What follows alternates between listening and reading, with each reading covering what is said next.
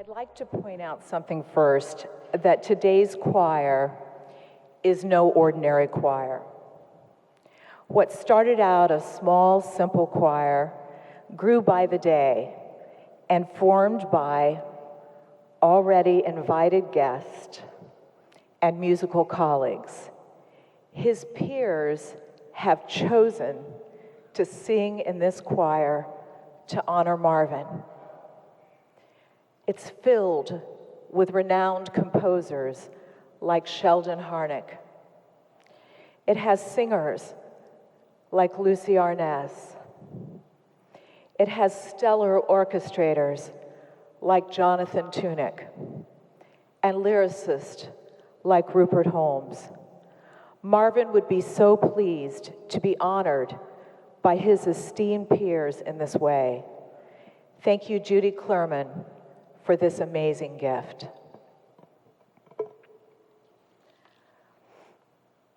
My name is Terre Blair Hamlisch.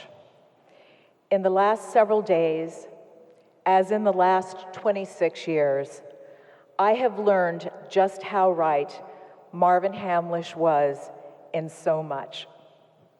In our home, when I admitted he was right about something, he would affectionately and jokingly say, "Could you say that louder, please?"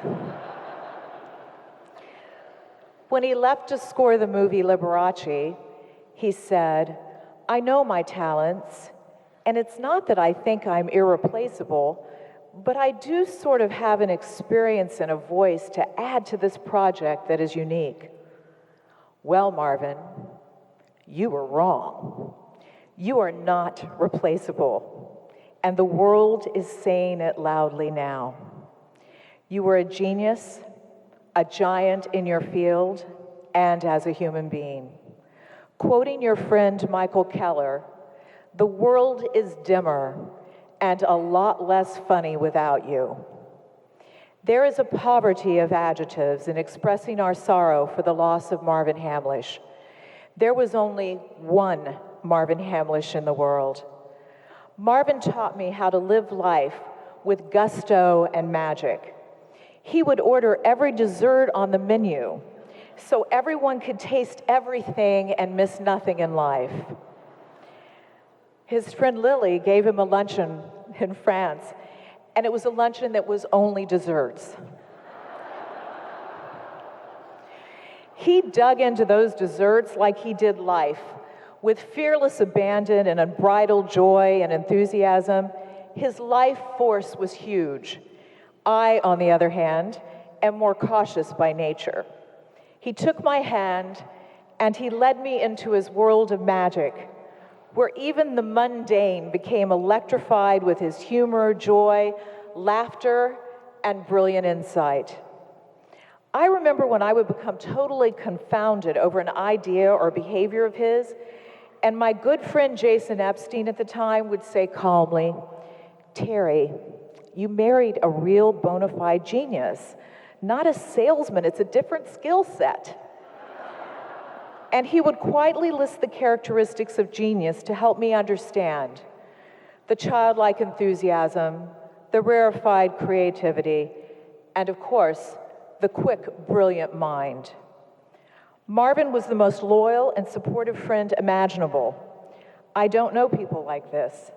If I was sad or discouraged or had one of life's curveballs hit me, Marvin would jump on top of the bed much before I would prefer to wake up, mind you, and perform an entire musical complete with lyrics and choreography and the dancing chorus, playing all the parts himself to the disbelief of myself and our dogs.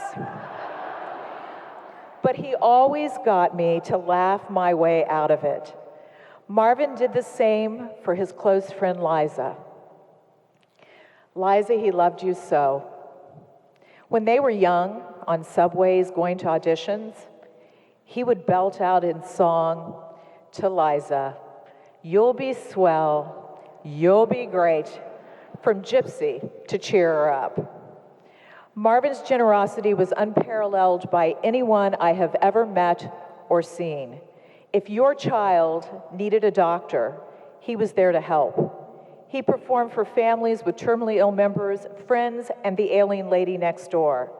Marvin worked to keep arts in impoverished school systems. Regardless the need, he always said to me, "I wonder if anyone realizes I never say no." He never said no, he was there, and he kept giving. And this is important. He never told people all that he did. He did not brag. He did not boast. He was down to earth and never thought he was better than anyone else.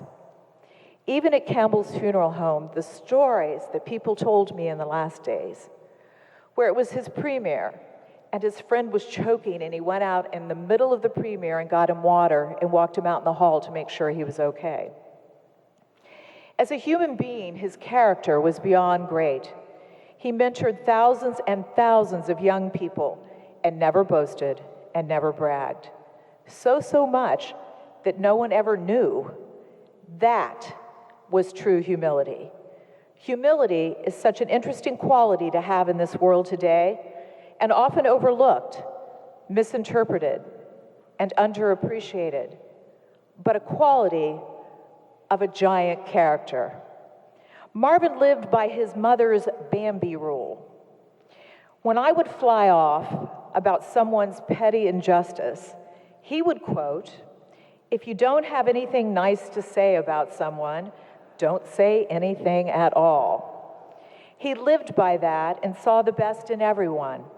He had deep, wise compassion and understanding for their behavior and tons of forgiveness and love. Marvin loved deeply, was sensitive, and passionate. His passion for music, especially for the theater, was who he was. But he also had a boundless love and passion for his beloved Yankees and for his dear close friend, Joe Torre. He used to have the Yankee scores whispered to him by someone strolling on stage right as he was performing. That's until he found this gizmo he bought that he could put on the conductor's stand. I thought I always sensed a bit more enthusiastic movement and rhapsody if the Yankees were winning, but maybe that was just me. Marvin said music is the universal language that brings people together. After receiving thousands and thousands of emails from Japan, Australia, Italy, England, Switzerland, Canada, Sweden, Korea, Germany, Austria, Israel, and more, I know that what he believed and said was not idle rhetoric. The world is mourning the loss of Marvin Hamlisch.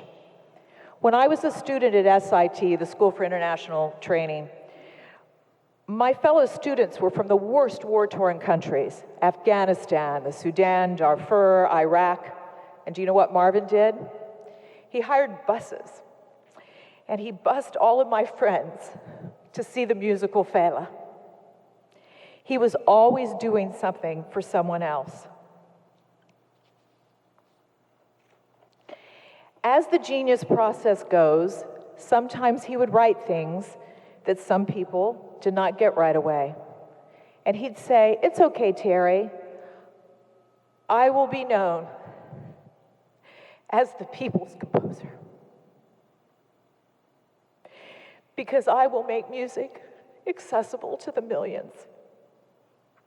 Marvin saved cultural institutions. His leadership, vision, and contagious personality and enthusiasm from the stage transformed symphonies that are in very difficult financial circumstances, and audiences adored him. He increased the Pasadena Symphony pre-sales 200% and had unprecedented sales. He saved cultural institutions, therefore continuing culture in our country. I liked the card on the Pasadena Symphony's flowers. It said, "Marvin was genius with genuine." It was just to be announced this week that he would be the Philadelphia musical director, Pops. He had so many things he was looking forward to. His friend Jay Stein says he was the Steve Jobs of his industry. He started early and ended early, but he changed lives. Marvin had this quote hanging in front of his desk, which he looked at every day. It's a quote from His Holiness, the 14th Dalai Lama. It says, "The true meaning of life. We are visitors on this planet. We are here for 90 or 100 years at the most. During that period, we must try to do something good, something useful with our lives. If you contribute to other people's happiness, you will find the true goal, the true meaning of life." You did that, honey. You were so much greater than you ever thought. How fortunate we all are in our time, that you came our way. How incredibly lucky and grateful and honored and humbled I was to share 26 years with you. Thank you from the depths of my heart. I love you, Marvin, and I always will. Just like it said on our wedding napkins, forever and after that. Thank you. Thank you for all of us.